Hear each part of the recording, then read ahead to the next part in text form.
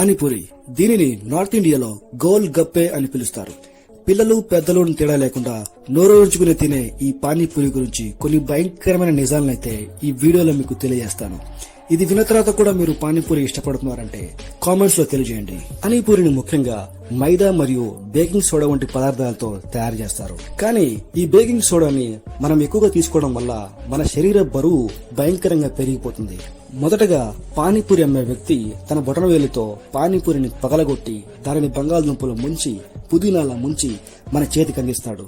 అయితే పానీపూరి అమ్మే వ్యక్తి తన చేతులకు గ్లౌజులు వేసుకున్నాడో లేదో అని మనం గమనించాం.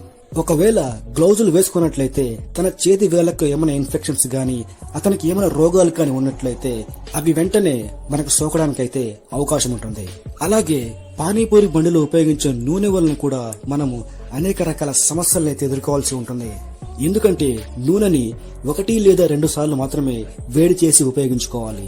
అంతకు మించి ఎక్కువ సార్లు నూనెని వేడి చేయడం వల్ల ఆ నూనె మన శరీరంలో కొలెస్ట్రాల్ గా మారి చివరికి క్యాన్సర్ వచ్చే ప్రమాదం ఉంటుంది.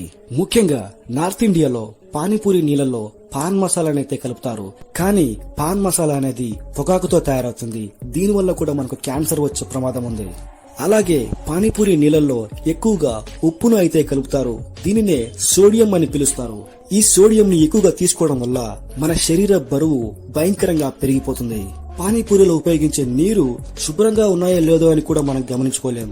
అటువంటి కలుషితమైన నీటిని తాగడం వల్ల మనము వాంతులు, విరోచనాలు, డయేరియా, మలేరియా వంటి రోగాలను కూడా ఎదుర్కోవాల్సి ఉంటుంది. ఎక్కువగా పానీపూరి బండిని మురికి కాలువలకు దగ్గరగా మరియు కలుషితమైన ప్రదేశాల్లో పెట్టడం వల్ల మనకు టైఫాయిడ్, మలేరియా వంటి రోగాలు ఎదుర్కోవాల్సి ఉంటుంది. వర్షాకాలంలో పానీపూరిని తినడం అస్సలు మంచిది కాదు. పానీపూరికి పెట్టే 10 రూపాయల ఖర్చు, దీని వలన వచ్చే సమస్యలకి మనం 10,000 రూపాయల ఖర్చు అయితే పెట్టవలసి ఉంటుంది. వృద్ధులు, గర్భిణీ స్త్రీలు వీటికి ఎంత దూరంగా ఉంటే అంత మంచిది.